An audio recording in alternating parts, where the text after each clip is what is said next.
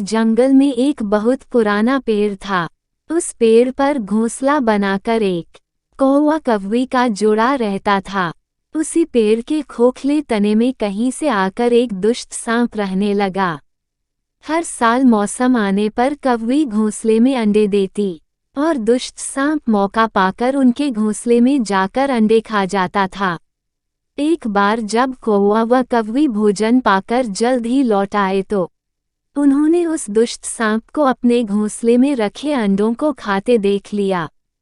अंडे खाकर सांप चला गया। कौवे ने कौवी को ढाढ़स बंधाया, प्रिय, हिम्मत रखो, अब हमें शत्रु का पता चल गया है, कुछ उपाय भी सोच लेंगे। कौवे ने काफी सोचा विचारा और पहले वाले घोंसले को छोड़ उससे काफी ऊपर टहनी पर घोंसला बनाया और कौवी से कहा, यहाँ हमारे अंडे सुरक्षित रहेंगे। हमारा घोंसला पेड़ की चोटी के किनारे निकट है और ऊपर आसमान में चील मंडराती रहती हैं। चील सांप की दुश्मन है। दुष्ट सांप यहाँ तक आने का साहस नहीं कर पाएगा। कौवे की बात मानकर कौवी ने नए घोंसले में अंडे दिए, जिसमें अंडे सुरक्षित रहे और उनमें से बच्चे भी निकल आए।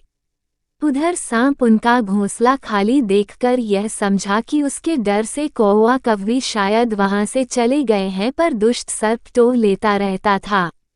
उसने देखा कि कौवा कौवी उसी पेड़ से उड़ते हैं और लौटते भी वहीं हैं। उसे यह समझते देर नहीं लगी कि उन्होंने नया घोंसला उसी पेड़ पर ऊपर बना रखा है। एक दिन सांप खो से निकला और उसने कौवों का नया घोंसला खोज लिया। घोंसले में कौवा दंपति के 3 नवजात शिशु थे। दुष्ट सांप उन्हें एक एक करके निगल गया और अपने खो में लौटकर आराम करने लगा। कौवा व कौवी लौटे तो घोंसला खाली पाकर सन्न रह गए।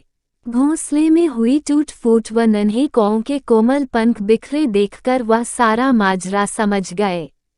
कौवी बिलख उठी, तो क्या हर वर्ष मेरे बच्चे सांप का भोजन बनते रहेंगे? कौवा बोला, नहीं। यह माना कि हमारे सामने विकट समस्या है, पर यहाँ से भागना ही उसका हल नहीं है। विपत्ति के समय ही मित्र काम आते हैं। हमें सियार मित्र से सलाह लेनी चाहिए। दोनों तुरंत ही सियार के पास गए। सियार ने अपने मित्रों की दुख भरी कहानी सुनी। उसने कौवा तथा कौवी के आंसू पोंछे। सियार ने काफी सोचने के बाद कहा, मित्रों, तुम्हें वह पेड़ छोड़कर जाने की जरूरत नहीं है। मेरे दिमाग में एक तरकीब है जिससे उस दुष्ट सांप से छुटकारा पाया जा सकता है। सियार ने अपने चतुर दिमाग में आई तरकीब बताई। सियार की तरकीब सुनकर कौवा कौवी खुशी से उछल पड़े। उन्होंने सियार को धन्यवाद दिया और अपने घर लौट आए। अगले ही दिन योजना अमल में लानी थी। उसी वन में बहुत बड़ा नदी था। उसमें अनेक प्रकार के फूल खिले रहते थे। उस प्रदेश की राजकुमारी अपनी सहेलियों के साथ वहां स्नान करने आती थी।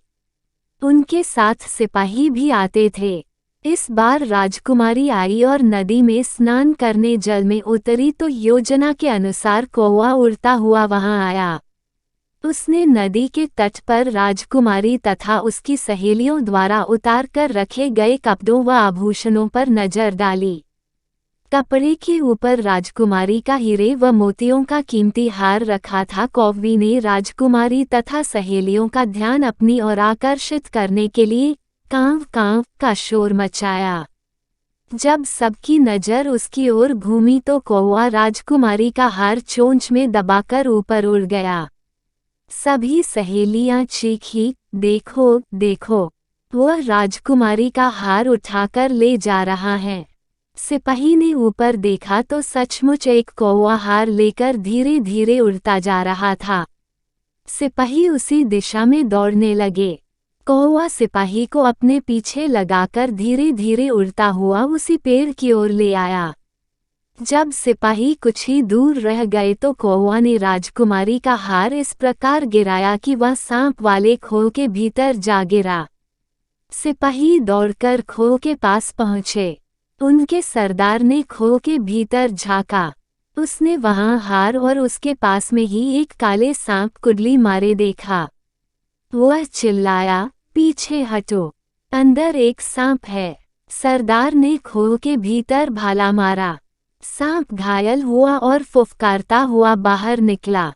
जैसे ही वह बाहर आया, सैनिकों ने भाले से उसके टुकड़े टुकड़े कर डाले। बुद्धि का प्रयोग करके हर संकट का हल निकाला जा सकता।